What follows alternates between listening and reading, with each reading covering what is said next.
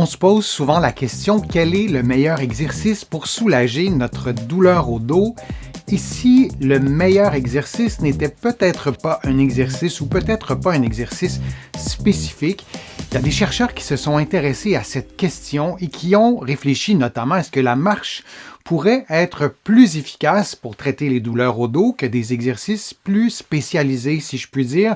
Même question avec le yoga, avec le pilates, avec le tai chi et d'autres activités physiques plus générales. Les chercheurs n'ont pas étudié seulement les effets sur la douleur, mais les effets sur la fonction, c'est-à-dire est-ce qu'une personne arrive à faire des choses fonctionnelles, à faire son lit, à se déplacer, à effectuer ses tâches de la vie quotidienne, par exemple, ou les tâches qu'elle effectue au travail. Alors ça aussi, ça a été étudié et les effets étaient beaucoup plus marqués, beaucoup plus positifs sur la douleur en ce qui concerne le pilates, la marche et le tai chi, le yoga aussi dans une moindre mesure.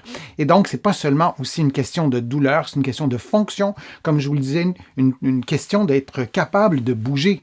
Si vous avez une douleur et la douleur ne vous empêche absolument de rien faire, bien, vous risquez probablement de beaucoup mieux vivre avec cette douleur-là, bien qu'on souhaite la diminuer ou l'enlever au complet, que si vous avez une douleur qui est moindre, mais qui vous empêche de faire beaucoup d'activités. Donc, on peut parler aussi d'incapacité. Là aussi, les chercheurs se sont intéressés à cette question au-delà de la douleur. Donc, les approches les plus simples ne sont pas nécessairement les moins efficaces. Parfois, on cherche des exercices ultra spécifiques.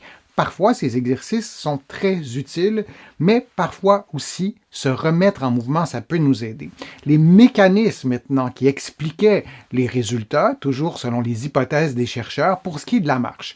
La marche, ça mobilise doucement le bas du dos. Évidemment, ça ne bouge pas que le bas du dos, mais ça mobilise, oui, cette partie du corps et ça favorise, et là c'est important, des mouvements répétés. Donc on fait des mouvements assez simples, assez doux, quant au bas du dos, mais on les répète. Alors ça a des bienfaits aussi dans la reprogrammation, si je peux dire, du cerveau, se réapproprier progressivement le mouvement.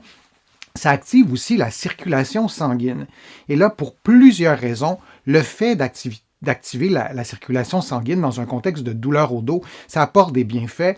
Et plus largement aussi, si vous avez une douleur au dos et vous souhaitez reprendre la marche, vous allez vous réactiver. Et quand on se réactive, on contrôle nos muscles, on arrive à mieux contrôler nos articulations, on stimule des muscles qui n'avaient pas été stimulés auparavant et toute l'activation du système nerveux, qui par ailleurs, c'est lui qui détecte la douleur, mais l'activation du système nerveux dans son ensemble, le système nerveux qui est associé à la douleur, mais aussi aux émotions, à la santé mentale et à nos états dépressifs. Si ça fait 6 mois qu'on a mal au dos, peut-être que notre santé mentale, elle n'est pas en parfaite condition, donc on se réactive, mais vraiment se réactiver dans toutes les sphères de notre santé physique, mentale et aussi nos capacités cognitives.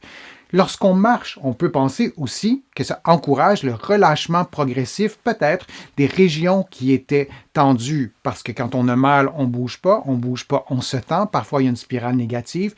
Et dernier élément qu'on pourrait probablement attribuer à toutes les activités physiques qui ont été étudiées, on retrouve en principe notre confiance en bouger, notre confiance au mouvement. Lorsqu'on a une douleur, parfois on a de l'évitement, parfois on fait de la kinésiophobie consciemment ou inconsciemment, c'est-à-dire qu'on a peur de bouger et c'est tout à fait justifiable parce qu'on a peur de bouger, parce qu'on ne veut pas augmenter la douleur. Donc cette confiance au mouvement qui peut être retrouvé par la marche, tout ça pourrait amener des bienfaits sur des douleurs lombaires non spécifiques et c'est souvent aussi une porte d'entrée très accessible, on n'a pas besoin d'équipement, tout le monde peut le faire, peu importe notre condition physique, bien souvent on peut marcher. Donc en conclusion, le dos n'a pas toujours besoin d'être dirigé dans des exercices ultra spécifiques. Je vous invite à consulter quand même un professionnel de la physiothérapie ou un kinésithérapeute pour avoir une bonne évaluation. J'espère que ça vous a encouragé à bouger.